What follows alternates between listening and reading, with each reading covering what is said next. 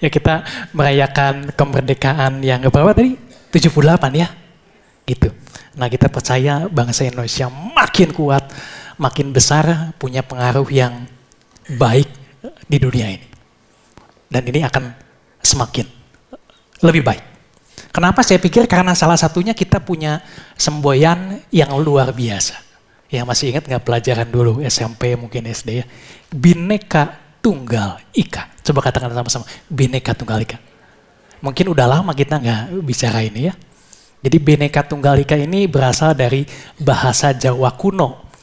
Bhinneka dari dua kata bina yang artinya berbeda, ika artinya itu, tunggal artinya satu. Jadi secara harafiah berbeda itu satu. Jadi Bhinneka Tunggal Ika ini bukan sekedar kata-kata tapi mengajarkan satu prinsip di mana dengan keberagaman yang begitu luar biasa di Indonesia kita tetap menjunjung tinggi persatuan, menghargai perbedaan. Ini jadi kekuatan, jadi satu harmoni yang saya percaya ini yang membuat Indonesia akan bertambah kuat, tambah besar, bertambah lebih baik. Yang setuju katakan, amin. Jadi berbeda-beda tetapi satu. Ya. Nah ada satu kata-kata motivasi dari Presiden pertama Indonesia, Presiden Soekarno, dia bilang begini. Itulah konsep nasionalisme, bukan orang Jawa, mungkin di sini ada yang orang Jawa, bukan orang Sumatera, bukan orang Kalimantan, Sulawesi, Bali atau yang lainnya, tapi orang Indonesia yang bersama-sama menjadi fondasi satu kesatuan nasional. Jadi kesatuan itu merupakan tujuan. Walaupun kita berbeda-beda, tapi tujuan kita sama, yaitu untuk mencapai kesatuan.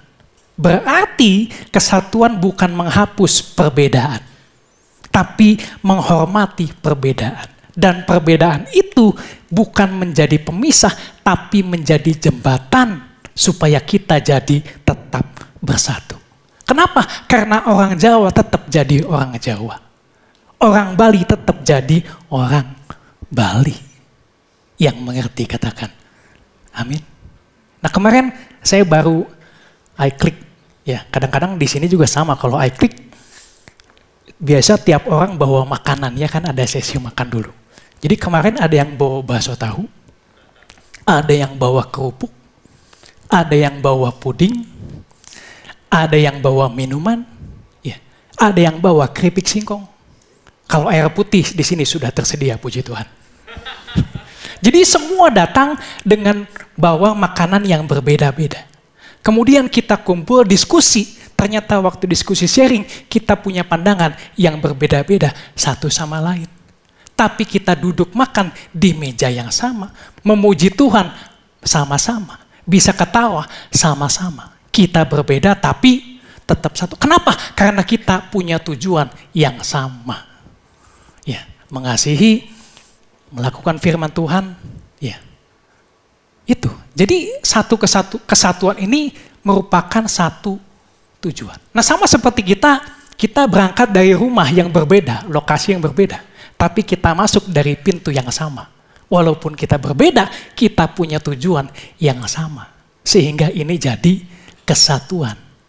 Yang mengerti katakan amin. Dan ini saya pikir menurut saya pribadi yang menuliskan Bhinneka Tunggal Ika, ini mungkin dari Tuhan. Ya. Kenapa? Karena prinsipnya sama dengan firman Tuhan. Banyak dikatakan dalam firman Tuhan. Ya, saya ambil beberapa contoh saja di Galatia 3:28. Katakan begini. Dalam hal ini tidak ada orang Yahudi atau orang Yunani. Tidak ada hamba atau orang merdeka. Tidak ada laki-laki atau perempuan. Karena kamu semua adalah satu di dalam Kristus Yesus. Bahkan dalam satu doa yang terpanjang yang Yesus doakan, Yesus mendoakan kesatuan. Yohanes 17 ayat 20. Dan bukan untuk mereka ini saja aku berdoa, tetapi juga untuk orang-orang yang percaya kepadaku oleh pemberitaan mereka, supaya mereka menjadi satu Sama seperti engkau ya Bapa di dalam aku dan aku di dalam engkau. Agar mereka juga di dalam kita supaya dunia percaya bahwa engkaulah yang telah mengutus aku. Kalau kita baca di Yohanes 17, ini beberapa kali kata satu ini diulang lagi, diulang lagi, diulang lagi. Jadi keinginan Tuhan, kehendak Tuhan semuanya menjadi satu. Karena memang kenyataannya semua umat manusia adalah satu. Asalnya dari Tuhan yang sama yang menciptakan langit dan bumi. Ya, seiring dengan semangat kemerdekaan, Bhinneka Tunggal Ika, saya kasih judul berbeda tetapi satu. Nah, saya akan ambil contoh dari satu kisah yang luar biasa, yaitu tentang Ruth dan Naomi. Ya, kita tahu Ruth Naomi ini berasal dari dua bangsa yang berbeda. Naomi Israel, Ruth ini Moab. Tapi mereka berdua bisa jadi satu. Bahkan hasil akhirnya happy ending. Ya, kehidupan mereka semakin lebih baik. Ya. Nah, ada satu hal yang kita mau tangkap, cuma satu. Ya, gitu. Nah, saya akan ceritakan dulu secara singkat background kejadian dari kitab Ruth ini. Saudara bisa baca sendiri. Jadi ceritanya Naomi beserta dua anak laki-laki sama suaminya pindah ke Moab karena pada saat itu di Bethlehem sedang kelaparan. Mereka pindah ke sana, diam beberapa waktu, tapi kemudian suami Naomi meninggal, anak laki-laki keduanya meninggal. Jadi Naomi tinggal berdua dengan menantunya yang dua-duanya berasal dari Moab, Orpa dan Ruth. Nah, kemudian Naomi dengar di Bethlehem sekarang kelaparan itu sudah berakhir. Jadi Naomi mau pulang kembali ke kampung halamannya. Dan Naomi bilang sama kedua menantunya, lebih baik kamu tinggal di Moab, jangan ikut-ikut saya. Kenapa? Saya udah nggak punya suami, nggak punya apa-apa, nggak punya anak juga. Ya, ngapain ikut-ikut saya? Lebih baik kamu stay di sini, mungkin mereka bisa menikah, dan yang lain sebagainya. Lebih punya masa depan harapan kalau dia tetap tinggal di Moab. Dan akhirnya Orpa memilih tinggal di Moab, tetapi Ruth tetap dia mau ikut sama Naomi. Ya. Gitu. Dan akhirnya kita tahu Ruth menikah dengan Boas dan Ruth melahirkan anak yang namanya Obed. Dan kita tahu Obed ini yang kemudian kakek dari Raja Daud. Yang kita tahu ini merupakan garis keturunan Yesus Kristus. Ya. Nah, satu poin yang kita mau teladani di sini adalah kesetiaan Ruth. Nah, ada satu perikop ayat yang luar biasa yang paling terkenal dari kitab Ruth ini, Ruth 1, 16, 17. Ini yang dikatakan Ruth. Dikatakan demikian. Tetapi kata Ruth, janganlah desak aku meninggalkan engkau dan pulang dengan tidak mengikuti engkau. Sebab kemana engkau pergi, ke situ jugalah aku pergi. Dan di mana engkau bermalam, di situ jugalah aku bermalam. Bangsamulah bangsaku dan Allahmulah Allahku. Ya, kemudian ditambahkan lagi ini. Di mana engkau mati, aku pun akan mati di sana. Dan di sanalah aku dikuburkan. Enggak cukup dari sana, ditambahkan lagi. Beginilah kiranya Tuhan menghukum aku, bahkan lebih lagi daripada itu, jika sesuatu apapun memisahkan aku dari engkau selain daripada maut. Dari satu perikop ini kita bisa lihat kesetiaan Ruth yang luar biasa ini jadi dasar persatuan antara mereka yang berbeda. Yang mengerti katakan amin. Jadi untuk bersatu diperlukan yang namanya kesetiaan. Nah, kita tahu kalau salah satu pihak tidak setia, hubungan perkawinan bisa hancur. Kalau salah satu pihak tidak setia, ya, joinan mitra usaha bisa hancur. Tim bisa hancur. Hubungan bisa hancur. Ya, semuanya bisa berantakan. Persahabatan bisa putus. Kenapa? Kalau salah satu bersikap tidak setia. Kenapa? Karena ketidaksetiaan menghancurkan persatuan. Tapi kesetiaan mengokohkan persatuan. Nah, jadi ketika kita berlaku setia, Persatuan ini tambah kuat, walaupun kita berbeda. Walaupun ada banyak tantangan, walaupun ada banyak godaan. Bersatu kita teguh, bercerai kita runtuh. Ya, luar biasa ini semboyan kita Indonesia. Tapi faktanya menemukan orang yang setia susah atau mudah? Susah. Ya. Nah, sekarang saya tanya, siapa di sini yang pernah dihianati oleh orang? Jangan angkat tangan. Gitu aja. Ya, pernah kan? Pernah nggak saudara kasih kepercayaan sama orang, tapi orang itu merusak kepercayaan? Yang setuju katakan, tuh. Kalau saya kasih dihitung ini, kayaknya mayoritas semuanya. Berarti memang benar orang yang setia itu susah ditemukan. Ya. Jadi ada krisis tentang kesetiaan. Dan firman Tuhan udah bilang, Amsal 20 ayat 6.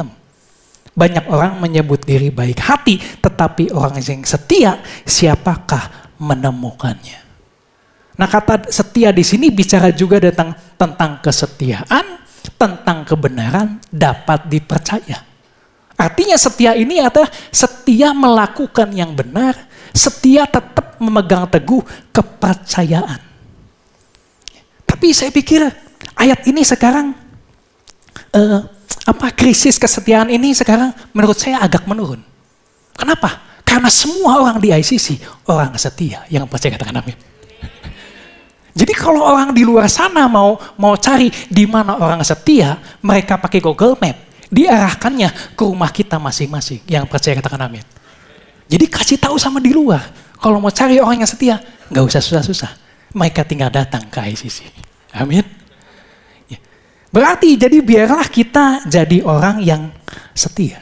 Kalau susah menemukannya berarti semakin langka, nilainya semakin tinggi. Ya. Nah, kecenderungan orang akan setia kalau keadaannya baik-baik saja. Kalau keadaannya berkelimpahan. Kalau keadaannya menyenangkan. Tetapi kesetiaan yang sesungguhnya baru teruji kalau ada masalah, kalau sedang berkekurangan, kalau nggak punya apa-apa. Baru kesetiaan itu yang sesungguhnya baru terlihat. Tapi kalau kita lihat, kesetiaan Rut ini, wah luar biasa. Ya, ini gila-gilaan kesetiaan Rut. Jadi waktu Rut bilang, kemana engkau pergi, aku pergi. Kemana engkau bermalam, aku bermalam. Terus apa lagi? Bangsamu bangsaku, Allahmu Allahku, bahkan engkau mati, aku pun akan mati. Bahkan kalau aku tidak melakukan itu, biarlah aku mati. Tidak ada maut yang sampai maut memisahkan kita. Jadi apa yang dikatakan Rut ini nggak main-main. Ia memutuskan tetap setia, tidak meninggalkan Naomi, dan tetap bersatu meskipun Naomi enggak punya apa-apa. Naomi sudah tua, enggak punya anak. Ya. Nah, ada beberapa resiko kerugian yang kemungkinan besar akan dihadapi oleh Rut karena kesetiaannya mengikuti Naomi. Pertama, kehilangan keamanan finansial. Ya. Karena apa? Karena ia meninggalkan tanah kelahirannya, ngikut Naomi. Naomi juga nggak punya apa-apa. Artinya, Rut udah berpikiran, saya mesti cari kerja di sana. Kerjaannya apa? Nggak peduli apa. Saya harus cari kerjaan. Dan itu pun nggak pasti. Tapi dia berani. Ya. Kemudian, karena Rut adalah seorang Moab, dan kita tahu Moab Israel pada saat itu sering bersitegang. Berarti waktu Rut datang ke sana, dia punya stigma diskriminasi dari orang-orang di sana. Dan ini akan sangat menyulitkan Rut. Gitu. Jadi Rut tahu apa yang akan dihadapi di sana. Bagaimana orang memandang dia. Udah mah dia janda juga. Dan orang Moab juga. Dan gak punya apa-apa. Kemudian dia juga mengorbankan masa depannya itu gak pasti. Dia gak tahu persis apa yang akan terjadi di sana. Apa yang akan dihadapinya dia blank sama sekali. Kemudian dia juga punya tantangan mesti adaptasi di budaya yang baru, bahasa yang baru, kebiasaan yang baru. Ya.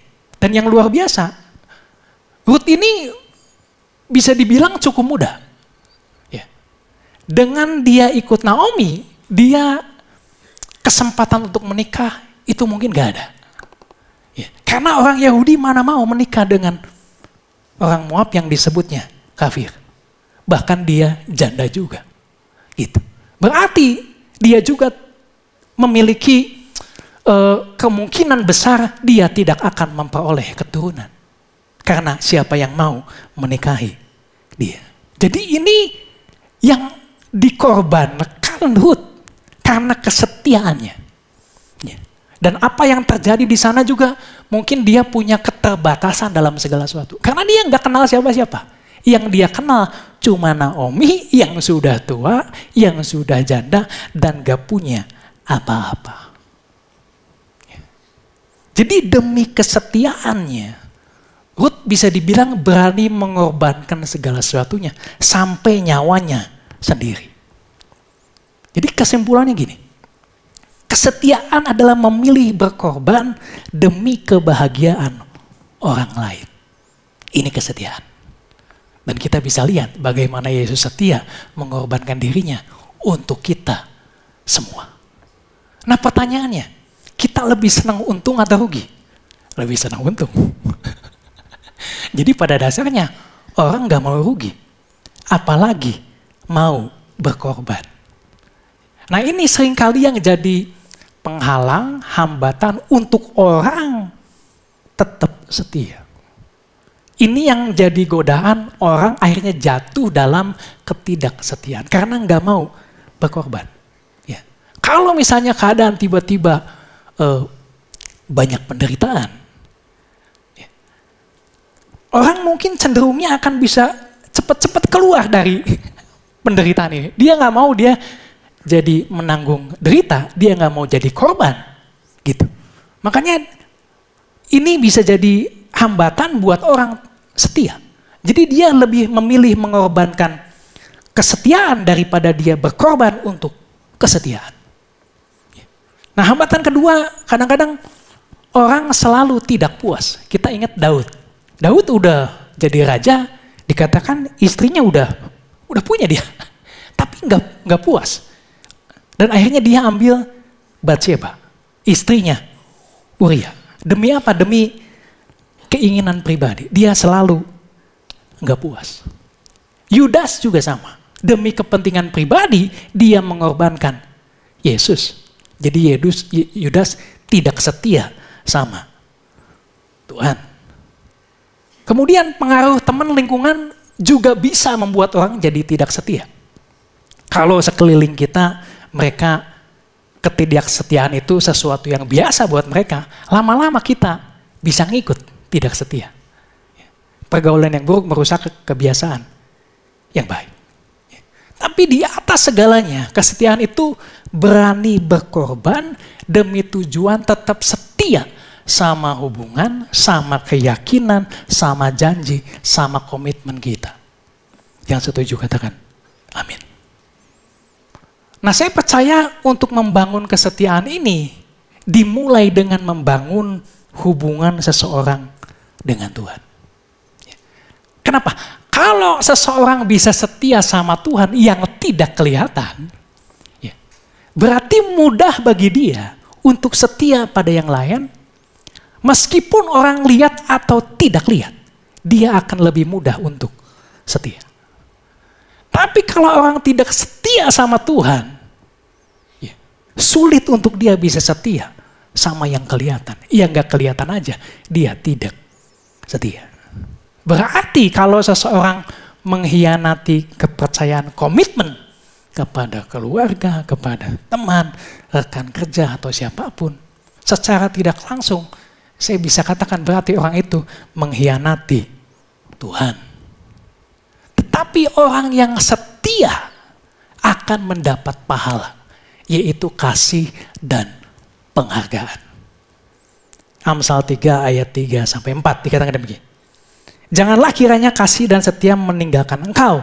Kalungkanlah itu pada lehermu, tuliskanlah itu pada loh hatimu, maka engkau akan mendapat kasih dan penghargaan dalam pandangan Allah serta manusia. Nah, dalam bahasa Inggrisnya, ya, favor sama good. Artinya itu kasih karunia, berharga, menyenangkan, murah hati, disukai. Kemudian menyenangkan, berharga, kemakmuran, manis, kesejahteraan, kekayaan.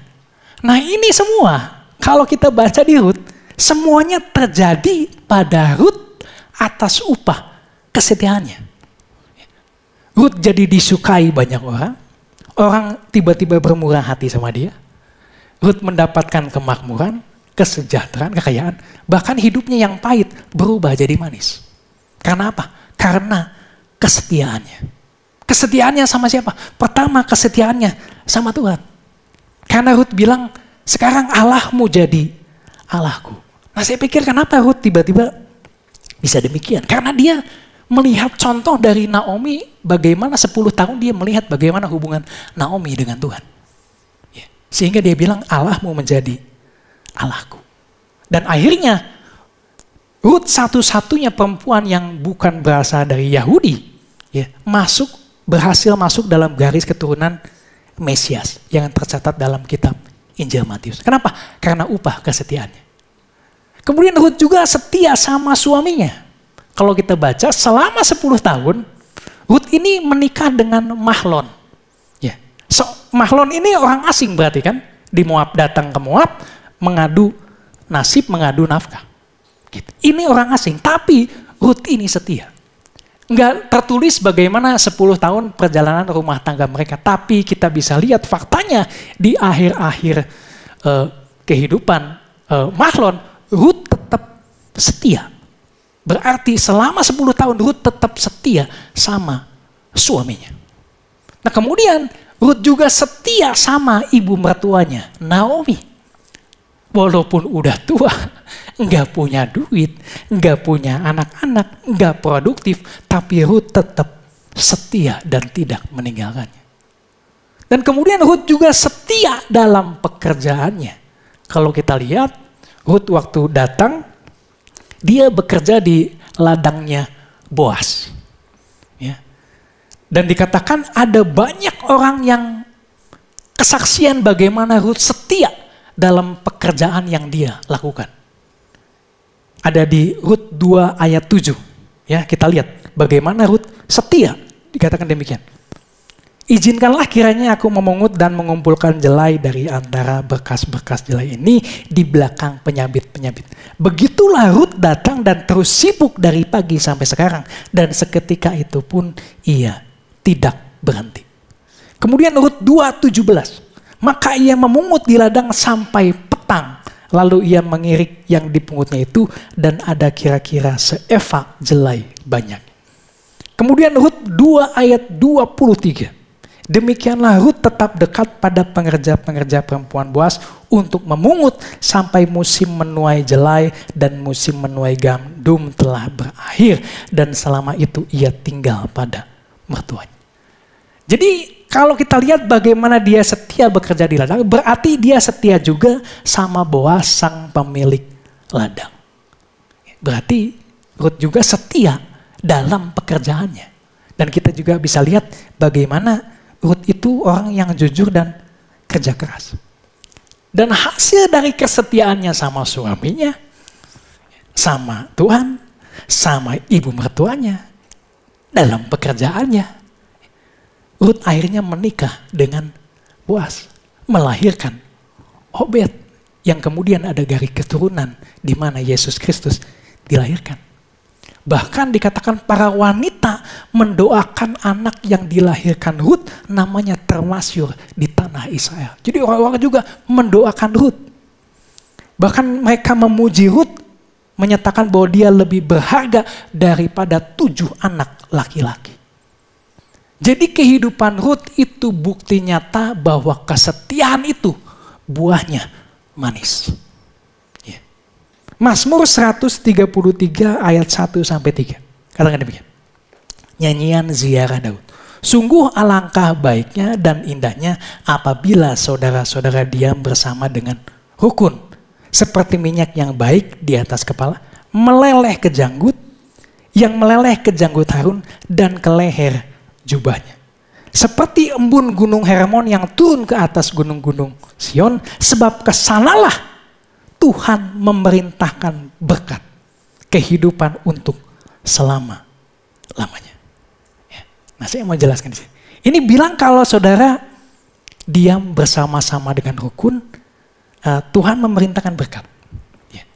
Nah, untuk orang bisa rukun, untuk orang bisa bersatu, berarti ada kesetiaan. Ketika ada kesetiaan, maka kesatuan tambah kokoh. Nah, kemudian di sini ada kata yang menarik bahwa dikatakan Tuhan memerintahkan. Nah, sekarang saya tanya, arti memerintahkan itu apa? Ya, kalau saudara punya bawahan pegawai, saudara perintah, ambil bangku itu.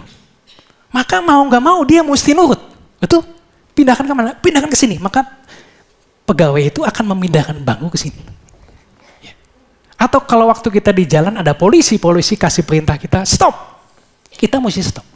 Walaupun yang ada beberapa yang mungkin gak stop.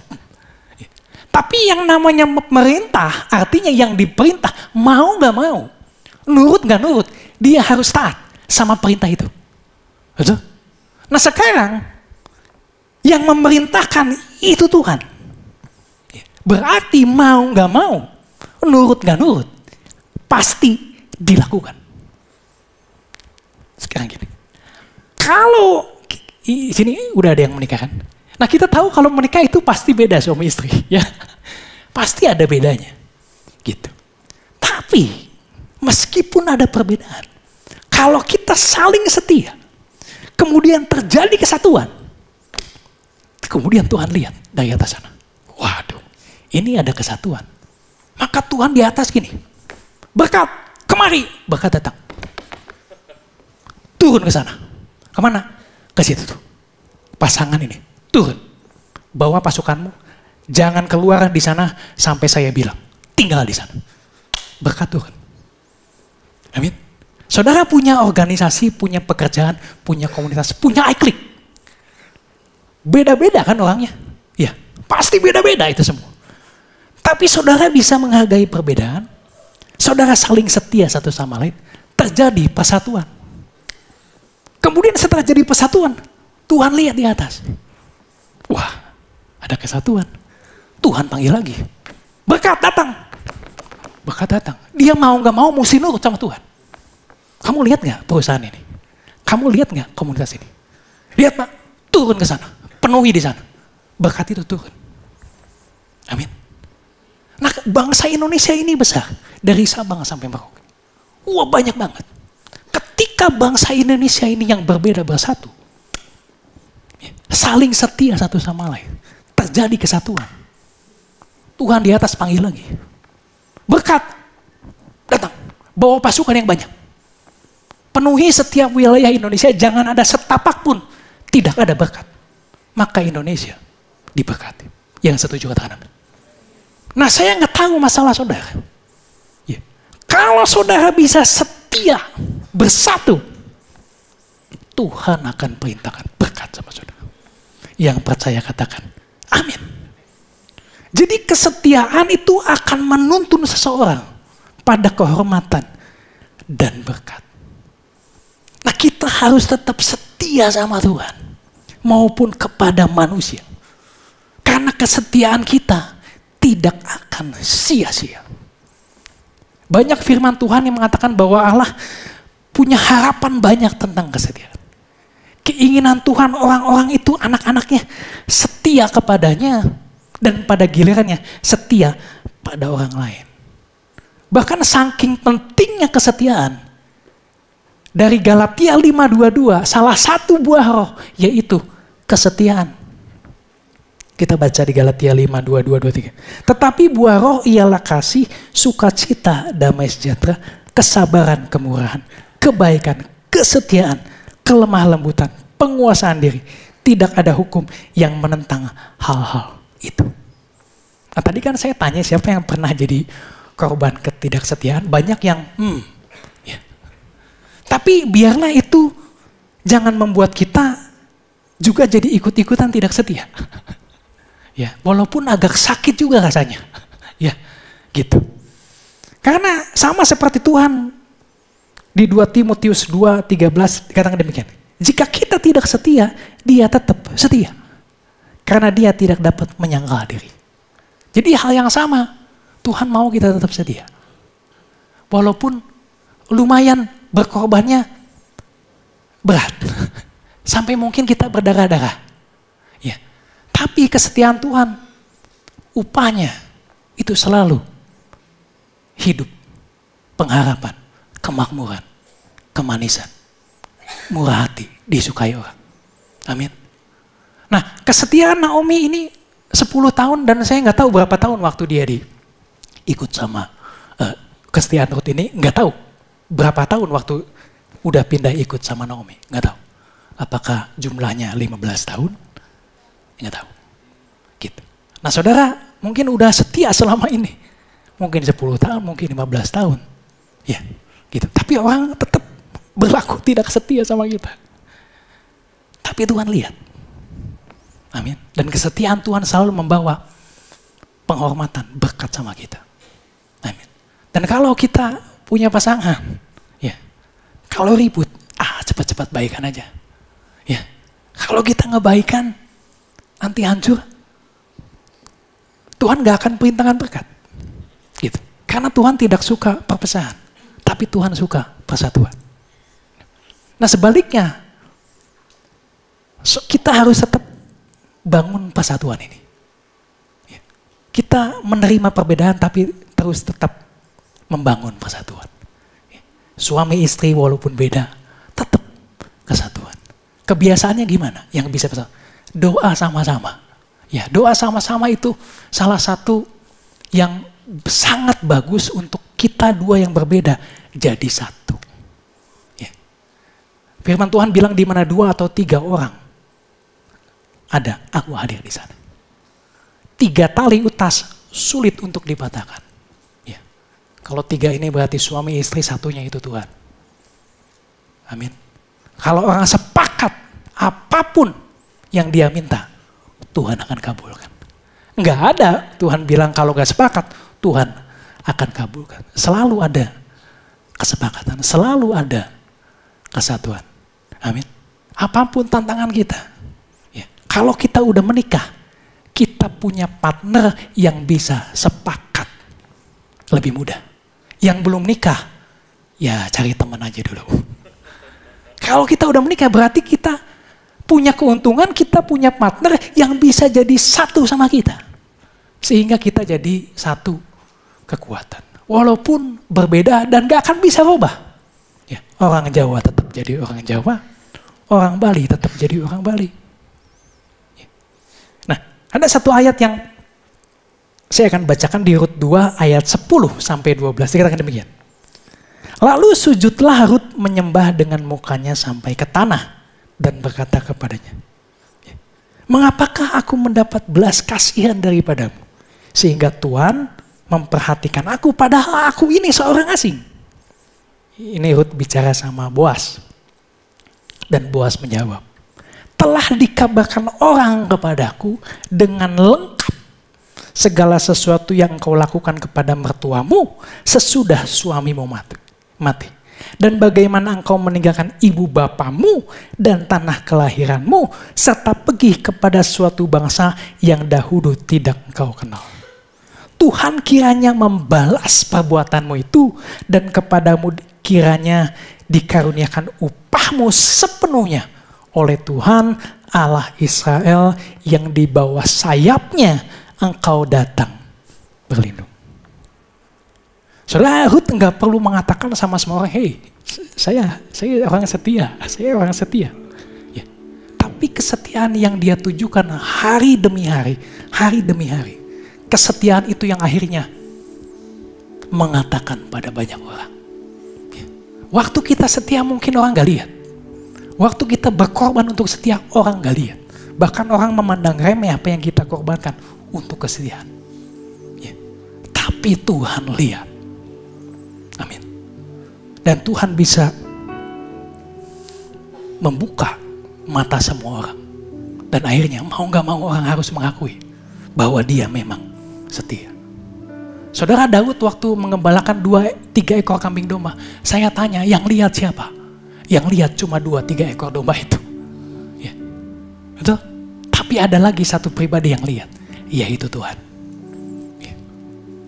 Dan akhirnya Daud jadi raja. Kesetiaan saudara mungkin gak ada yang lihat, mungkin cuma kecil. Ya. Tapi kesetiaan tetap akan berbuah apa yang manis. Apa yang pahit bisa berubah jadi manis. Dan kesetiaan kita sendiri akhirnya yang mengatakan kepada semua. Amin.